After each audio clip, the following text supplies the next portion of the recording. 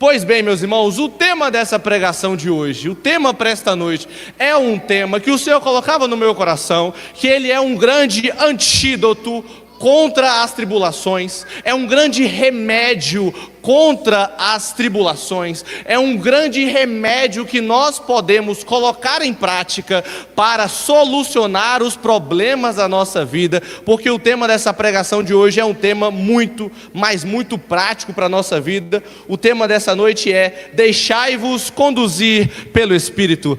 Quem trouxe a palavra, abra por favor na carta de São Paulo aos Gálatas, no capítulo 5, versículo do 16 ao 25.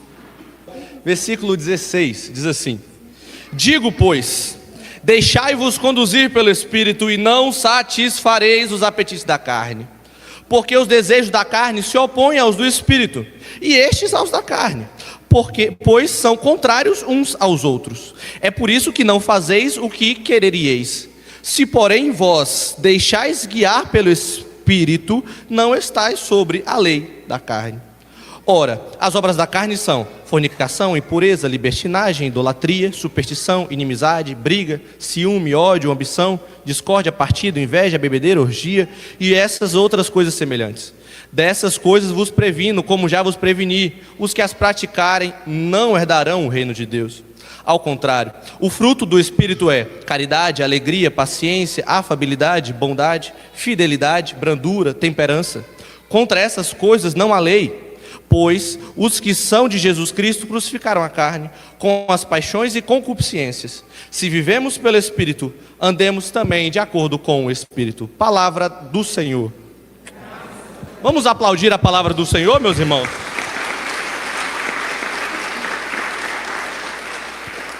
Glória a Deus, glória a Deus. Quando nós estamos falando desta passagem especificamente, existe uma interpretação muito clara e direta, que é verdade, que nós já vem em nossa mente direto. Quando falamos de vivemos pelo Espírito, a primeira coisa que já vem na nossa cabeça é vivemos pelo Espírito Santo. E nós sabemos que sim, Deus quer que nós vivemos pelo Espírito Santo. É uma verdade de fé para mim e para você. Mas São Paulo vem nos ensinar algo a mais, além disso, dentro dessa passagem. E este algo a mais é muito interessante. Nós hoje vamos trabalhar em cima dessa teologia paulina que ele vem nos ensinar em suas cartas. Fala para esse irmão que está ao seu lado: presta atenção nesse menino. Meus irmãos, Paulo vem nos ensinar dentro da teologia católica que nós, seres humanos, somos compostos por três coisas. Repete comigo: corpo, alma e espírito. Paulo vem nos ensinar então que nós somos compostos por corpo, alma e espírito. E isso ele vem falar em 1 Tessalonicenses 5:23. E o Catecismo da Igreja Católica vem nos falar no parágrafo 367 que nós somos compostos por essas três coisas, essa tríade. E quando nós falamos do corpo, é isso que nós estamos vendo aqui. Uns têm um corpo mais bonito, outros têm um corpo mais feio. Uns têm um corpo com a cara mais amassada, outros têm um corpo com a cara melhor. Uns têm um corpo mais redondinho, outro tem um corpo mais magrinho. Um tem um corpo mais alto, outro tem um corpo mais baixo. Mas tudo isso fez parte da tríade da teologia que Paulo nos ensina, que nós somos compostos. Quem me entendeu, fala amém. Amém. Existe também, além do corpo, a alma. A nossa alma, ela é conectada diretamente com o nosso corpo. Então, quando nós falecemos, quem vai habitar o céu, ou quem vai habitar o quinto dos infernos, é a alma. Então é a alma que está conectada com o nosso corpo. Ela somente se rompe no momento que nós morremos. E naquele momento a nossa alma vai para o céu ou vai lá para baixo junto com a galera. Então a nossa alma, ela é a qual nós temos abertura ao mundo espiritual. É por isso que nós vivemos também neste mundo, mas diz Efésios 5 que nós vivemos e enfrentamos batalhas contra principados e potestades, forças que nós não vemos. Por quê? Porque existe uma batalha no mundo espiritual, uma batalha que vivemos aqui neste mundo físico e material, mas também a nossa alma está em batalha para alcançarmos a santidade no céu. Quem me entendeu, fala amém. E existe, meus irmãos, o que Paulo nos ensina em Tessalonicenses 5, que nós chamamos de Espírito. E para que você entenda, queridos, o catecismo da igreja vem falar que o espírito que nós possuímos é uma parte, com algumas aspas, não é uma segunda alma, mas é uma parte da nossa alma que busca e anseia pelo céu. Para que você entenda melhor, é como se o espírito que Paulo fala é o coração da nossa alma. E diz o catecismo da igreja que o coração da nossa alma só tem uma única função: procurar e se apaixonar por Deus. Então o nosso espírito, ele tem um anseio por chegar ao céu. O nosso espírito tem vontade de ver a Deus. O nosso espírito tem vontade de conhecer o Senhor, busca pela santidade. Seja você católico ou ateu, todos nós possuímos um espírito que clama pelo céu. E é por isso que quando as pessoas fazem um encontro com o Senhor, elas veem a verdade, e a verdade se escancara aos seus corações, porque dentro de si já existia um coração que pulsava pelo céu. Este coração nós chamamos de espírito, faz parte da alma, faz parte da teologia paulina, e é verdadeiramente uma parte de nós que é totalmente apaixonada por Jesus Cristo. Se está claro para você, fala amém. Se está claro para você, fala aleluia. Não está claro para metade aqui, misericórdia. Se está claro, fala glória a Deus. E meus irmãos, é isso que nós precisamos entender nessa noite. Por que a moção que Deus colocava no meu coração era que este tema, ele é um remédio para as tribulações. Porque quando nós vamos ver aqui o que diz Gálatas 5, nós vemos que aqueles que vivem pelo que o Espírito está pulsando em seu coração, aqueles que vivem pelo céu, vivem verdadeiramente coisas maravilhosas. Então nós entendemos esses projetos. Então eu quero que você entenda, nós temos um coração que pulsa pelo céu, diga amém. Foi péssimo. Nós temos um coração que pulsa pelo céu, diga aleluia. Este coração que pulsa pelo céu, só pode habitar nele a Santíssima Trindade, Deus Pai, Filho e Espírito Santo, diga amém. Então o que eu estou te falando? Nós somos compostos de corpo, alma e espírito. Existe na nossa alma um coração que chamamos de espírito. Este coração só pode habitar dentro dele o céu, só pode habitar dentro dele a Santíssima Trindade. E é por isso que quando nós falamos vivemos pelo Espírito, é viver verdadeiramente de acordo com este pulsar, esta vontade interior do nosso coração, que só pode habitar Deus lá dentro. Ou seja, só pode habitar lá dentro o Espírito Santo, diga amém. Então, querido, não pode habitar neste coração de sua alma, não pode habitar lá dentro coisas do mundo, não pode habitar as obras da carne, só pode habitar as obras do Espírito. Se está claro, diga amém. Se está claro, diga aleluia. Então, meus irmãos, aqui eu quero que você entenda o remédio. Quando eu venho falar para vocês que este tema ele é um remédio para as nossas tribulações, é porque um coração, querido, que está cheio do Espírito Santo, um coração que pulsa pelo céu, um coração que busca pela intimidade com o Senhor, ele começa a viver aquilo que nós chamamos na palavra de frutos do Espírito. Os frutos do Espírito não são como as obras da carne. Os frutos do Espírito são alegria, paciência, benevolência, santidade. Esses são os frutos. Este é um tema que muitas vezes se fala na experiência de oração do grupo de oração do seminário de vida. Mas eu quero que você entenda hoje que os frutos do Espírito Santo são, de acordo com Santo Agostinho, primícias do céu nessa terra. Então o que significa? Quem vive pelo Espírito Santo começa uma antecipação daquilo que ele iria viver só quando morrer e encontrasse a Deus. Ele começa a viver isso aqui neste mundo. Então a alegria que você achou que você só encontraria no céu, você começa a encontrar aqui. A paz que você achou que você só encontraria quando viesse Deus, você começa a encontrar aqui. O carinho, o amor, a benevolência, a paz interior, tudo isso que são primícias do céu. Eis que Santo Agostinho fala, os frutos do Espírito Santo, esses frutos que lemos em Gálatas 5:22, são verdadeiramente uma antecipação. Então quem vive de acordo com o Espírito, começa a sonhar e a ter cheiro do céu por onde passa. Pergunta para quem está do seu lado, está claro o que o rapaz falou? Gente, então é isso que eu quero que você entenda. Isso aqui não é discurso de prosperidade para você não, tá, miserável? Isso aqui não é discurso de vida mansa, de vida mole a partir de agora, de que aqui, a partir do momento que você entrou na igreja, as coisas ficaram fáceis, porque nós sabemos que não fica. O discurso aqui não é esse, a pregação não é essa.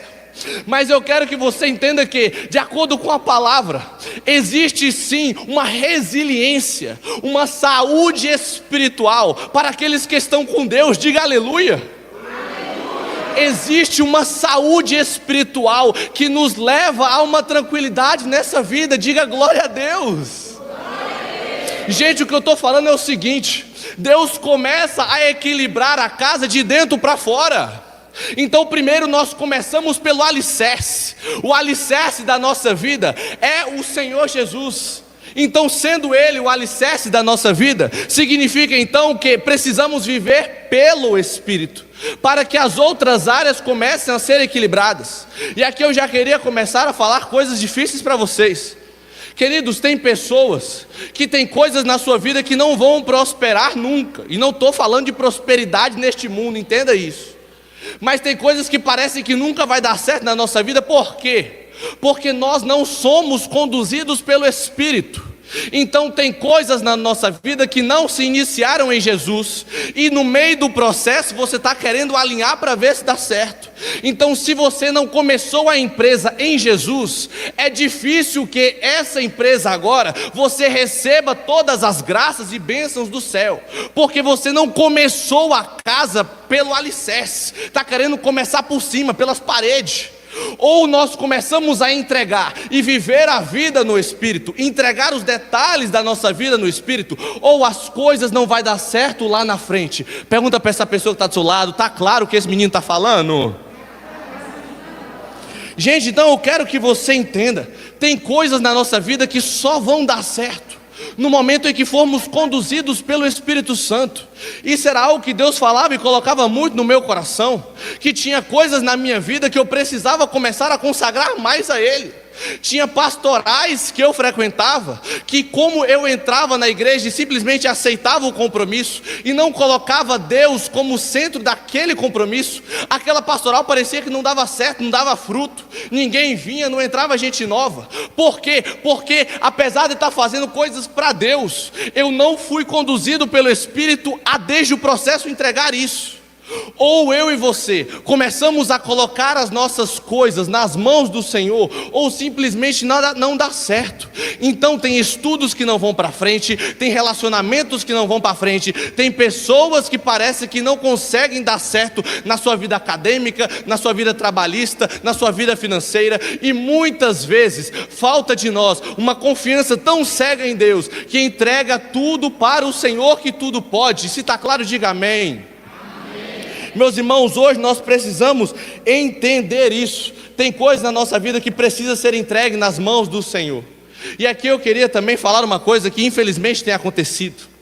Tem muita gente em nosso meio que tem vivido por obras de carne. Quando falamos de viver pelo Espírito, querido, homens se tornam mansos, mulheres se tornam mais submissas dentro de casa, homens se tornam mais apaixonados pelas suas esposas, pessoas voltam para a igreja, começam a comungar, se confessam, pessoas que estão maziadas, morando juntos, só reunir os trapinhos e mora junto, se chama de casado. Gente volta para a igreja e começa a viver o projeto de Deus. Isso é um processo de santificação que Deus opera. Isso é viver longe das obras da carne. E tem gente que está tão acostumada a viver nas obras da carne, que está vivendo que nem bicho. Quem vive as obras da carne é bicho, querido. Quem vive pelas obras da carne é animal. Fala para quem está do seu lado: quem vive pela carne é bicho. Meus irmãos, eu quero que você entenda. O cachorro, um animal, eles verdadeiramente, eles têm um dilema que Padre Paulo Ricardo vem falar. Eles têm um dilema que é o seguinte: eles fogem da dor e abraçam o prazer. Todas as vezes que você e eu fugimos da dor e abraçamos o prazer, nós estamos vivendo que nem bicho. Já viu como é que um cachorro faz para comer? O cachorro come em qualquer lugar, não importa se tem bandejinha bonitinha com o nome dele, ou se é um lixo que está jogado no meio da rua, o cachorro come. Já viu como é que é um cachorro coisando? Um cachorro coisa em qualquer lugar, um cachorro está coisando. Gente, tem gente que está vivendo que nem bicho, está vivendo que nem cachorro. Renuncia aquilo que é de Deus e vem para cá, uns dá carona e faz e acontece.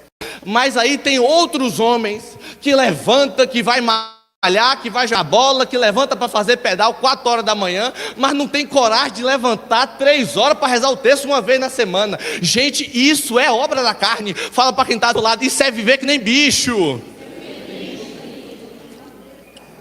Meus irmãos, viver que nem bicho é aceitar essas coisas, não podemos aceitar mais. Aqui tem outros exemplos, tem gente que chega aqui, e aqui este grupo de oração tem retiros muito bons. A pessoa sumiu do grupo o ano inteiro, mas chegou o final do ano, está chegando encontro conjugal. Chegou o final do ano, está chegando avivamento, está vindo pregador de fora, A pessoa não apareceu o ano inteiro, mas na hora de vir para fazer encontro, para se aparecer, para pegar pregador não sei aonde, para levar para casa, para fazer churrasco, não sei o quê, é a hora que a pessoa aparece. Eu quero servir, eu quero ser de Deus, eu quero não sei o quê. Fala para quem está do seu lado, isso é viver que nem bicho. Gente, as obras da carne é você renunciar aquilo que é de Deus e aceitar só o que dá prazer. Eu sei que está aqui segunda-feira, no dia frio, homens que nem eu que veio de moto, vai tomar chuva para ir para casa. Eu sei que não é fácil essas coisas, mas é as renúncias, as mortificações que eu e você temos que fazer para nós vivermos pelo Espírito. Se está claro, fala amém. Gente, viver pelo Espírito não é fácil. Viver pelo Espírito não é mole, não é moleza. Nós precisamos renunciar a certas coisas. Quantas casas que vivem em pé de guerra, quantas pessoas que vivem em casa parece que são dois desconhecidos, pessoas que não olham mais no olho. Eu cresci aprendendo, queridos, que família que olha no olho e beija no rosto sabe os problemas uns dos outros. Por que tantas casas parece que tem um monte de desconhecido morando junto? Porque ninguém mais está vivendo pelo Espírito dentro de casa. Só sabe ser grosso, só sabe mandar, só sabe apontar dedo, só sabe apontar defeito. E isso não é viver pelo Espírito. Viver pelo Espírito é mansidão, é tranquilidade, é pureza, é afabilidade, é carinho. Gente, isso é viver pelo Espírito. O Espírito Santo santifica homens, santifica mulheres e renuncia brigas dentro de casa. Se está claro, fala amém. Amém. Nós precisamos viver isso. E hoje o que o Senhor colocava no meu coração para nós finalizarmos essa pregação é que existe, meus irmãos, hoje uma grande condição, uma coisa que nós podemos fazer para viver pelo Espírito. Repete comigo: Pentecostes diário. Eu falei que a última coisa da pregação, eu estou indo embora daqui a pouco, pelo amor de Deus, me ajuda aí, eu não moro nem mais aqui, me ajuda aí, repete comigo: Pentecostes diário. Meus irmãos, eu acredito que o Pentecostes diário transforma qualquer lar, e eu vou dar um exemplo para vocês, tá? Lá em casa a gente já passou pelos 2 períodos, o período das vacas gordíssimas e o período das vacas magras. Infelizmente agora é o das vacas magras. Lá em casa nós já passamos pelos 2 períodos. E lá em casa teve uma época, a época das vacas gordas. E a época das vacas gordas, meus irmãos, pense num menino que ia para a escola com roupa de marca, era eu. Na época das vacas gordas, os bonequinhos lá em casa eram Hot Wheels. Os bonequinhos lá em casa eram daqueles do Toy Story. Não sei se vocês conhecem o Toy Story. Era o Buzz Lightyear, era o Woody. Um Woody todo bonitinho, cheio de couro. O Buzz Lightyear, o astronautazinho. O boneco era o original, era Max Steel. Era só as coisas top, só as coisas da cara. Era a época das vacas gordas. As férias, na época das vacas gordas, as férias eram em Porto Seguro. As férias eram top. Então eis uma época lá em casa que nós estávamos vivendo na época das vacas gordas. Aí, meus irmãos, eu queria dizer para você, pensa num períodozinho de inferno lá em casa. Foi essas vacas gordas. A que custo foi essas vacas gordas? Lá em casa era um rim de galo. Era briga para cá, era briga para lá. Lá em casa não tinha. Meus irmãos, veio uma excelente notícia, me pergunta qual é? As vacas ficaram magríssimas lá em casa. As vacas emagreceram profundamente. Mas em compensação, as vacas emagreceram, mas as coisas mudaram. Agora não era mais carrinho da Hot Wheels, era aqueles caminhãozinhos de boi com aquelas vaquinhas coloridas, a vaquinha amarela, a vaquinha vermelha, cheio de vaquinha aleatória. Lá em casa agora não era mais o Toy Story original. Meu pai um dia foi na feira, rapaz, E ele descobriu que um Toy Story, que eu não sei se é de um filme do pirata que ele comprou, mas Robertão voltou para casa, até hoje eu tenho esse brinquedo. Robertão voltou para casa com um Toy Storyzinho. Não sei se vocês sabem, o Woody do Toy Story é um cowboy, né? Meu pai voltou para casa com um Toy Story que tinha um laser no peito assim. E tinha um chapéu azul. Onde já viu o Woody de chapéu azul? E tinha um joelho, o joelho nosso dobra para trás, né? O joelho do meu Woody, ele dobrava para frente e para trás assim. Pensa num bonequinho do Paraguai. Então lá em casa, tudo mudou. As vacas emagreceram demais. Mas pensa num tempo de bonança que nós começamos a viver lá em casa depois disso. Cara, depois disso, eu falava com meus pais esses dias. Depois disso, eu comecei a ver o que é amor dentro de casa. Lá em casa, moço, meu pai começava a beijar a maninha. Maninha, quando o pai deitava no sofá, a maninha fazia carinho no cabelo de pai. Quando o pai se arrumava, a maninha chamava de lindão. Quando a maninha estava lavando a louça, o pai dava tapa na bunda. Era uma safadeza completa. Era uma coisa, mas era o jeito que a minha família teve de ser conduzida pelo Espírito depois de conhecer Jesus. E aquele jeito foi me santificando, foi me ensinando o que era amor entre esposo e esposa. Gente, aquilo foi um processo lá em casa.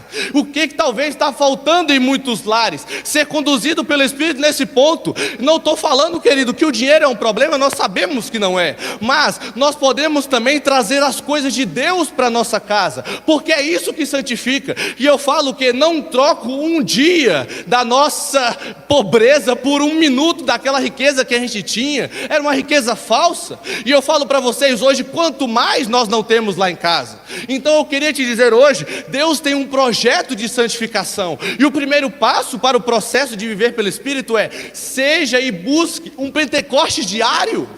A renovação nos ensina. Existe um ciclo carismático. Eu sei que tem pessoas aqui com intimidade com o terço, mas eu queria te convidar hoje, tenha intimidade em clamar o Espírito Santo, tenha intimidade com isso.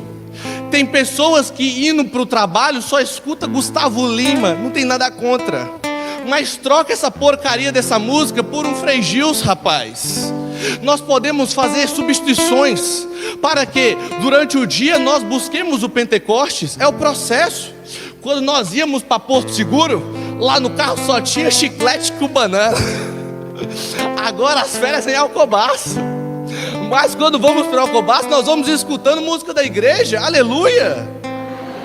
Gente, é o processo que Deus teve conosco, com a nossa casa, para converter os nossos corações. Foi assim que Deus fez. Foi assim que Deus operou para que minha casa vivesse pelo Espírito Santo.